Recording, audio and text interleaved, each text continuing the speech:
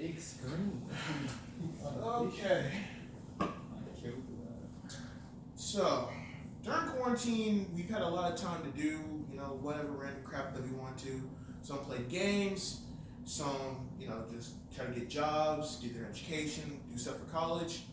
And I wanted to bake a little bit. So I decided to learn how to make some of these, not learn, but to kind of hone and get better at making these brown butter toffee cookies, right?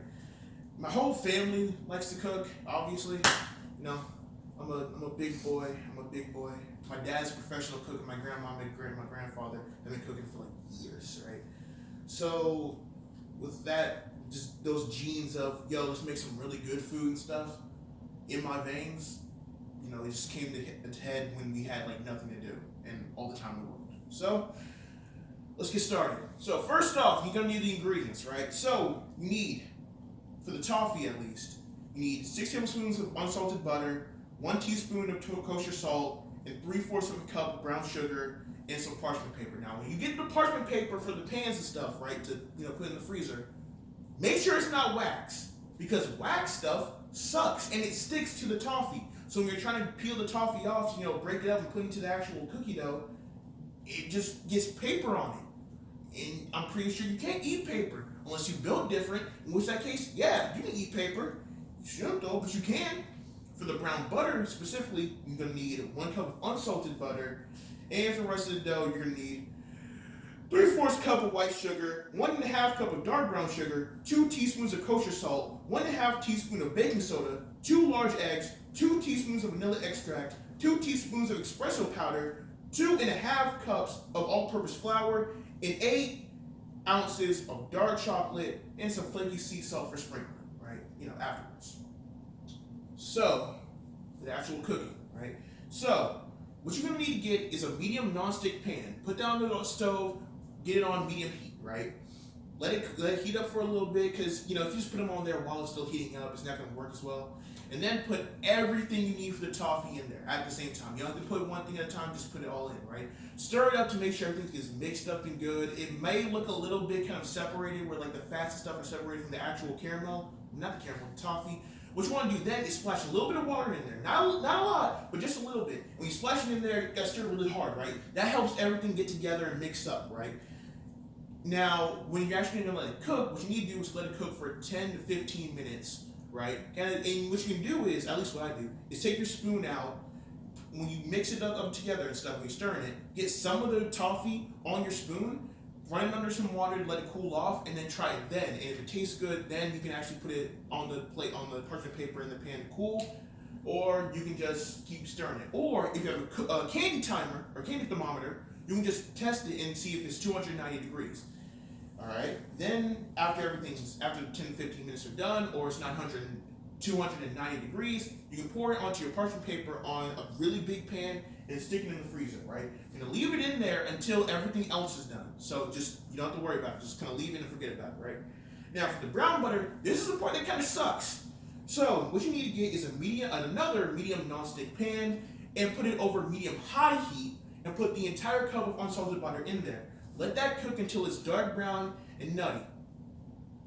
And then, after it smells nutty and all that, take it off the heat, and what you want to do is, and I know this sounds weird, but just trust me, you need to put 4 ice cubes in there. Why? I'm not really sure, but the recipe said to put 4 ice cubes in there, put 4 ice cubes in there. You're going to put them in one at a time, though. So, once one melts, then put the other one in, so on and so forth, right?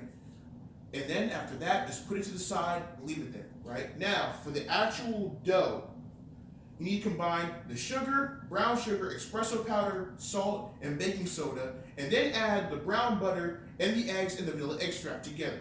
You gotta mix it up until it's smooth, right? Once it's smooth, you're basically good, right? And then, finally, you're gonna need to add some flour, right?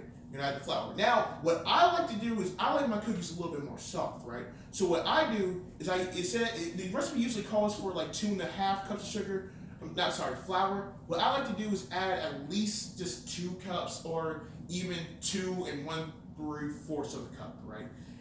I just like mine softer. If you like yours harder, add the whole thing. That's just what I'm saying from experience, right? And you need to fold it over with a rubber spatula, or just with a spoon, doesn't really matter, until there's no white streaks of flour in there. Once that's gone, you need to add the chocolate, and then here's the fun part: you can take the toffee out, break it up, and put it into a plastic bag, and you just need to beat it. You just need to beat it.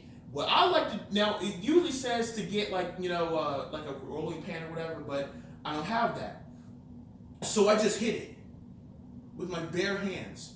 Now, warning about that: the toffee, when it breaks, is going to be sharp, so you might cut your knucks. I've done that before.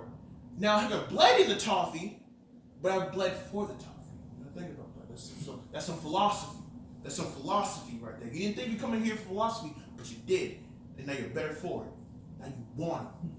Now, what you want to do after you get all the dough and chocolate and all that stuff together, right, after the cookie dough's made, what you want to do is cover it with saran wrap and put it in the fridge for 2 days. Now, why 2 days? Because you want the flavor to seal in.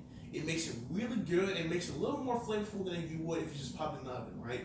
Now, you can also make the dough balls beforehand, but personally, I just kind of like to keep the dough in the bowl and then just put it in there for just convenience sake, because I like to just choose how big I want it. I might change my mind later on, right? Then after 2 days, preheat the oven to 325 degrees and make the little dough balls and put them on a pan and stick them in the oven for 18-20 minutes or until it looks good. So going around the edge, soft in the middle. That's how I like it, at least. And then after that, take them out, and immediately after, sprinkle it with some flaky sea salt, right? And let it cool, and there you go. You got yourself some bomb cookies.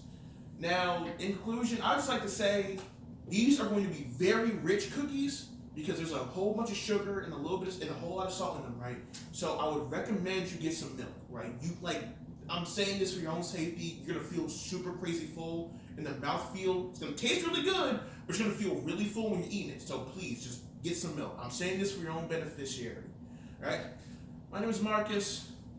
Make some cookies. Screw it. The world's ending.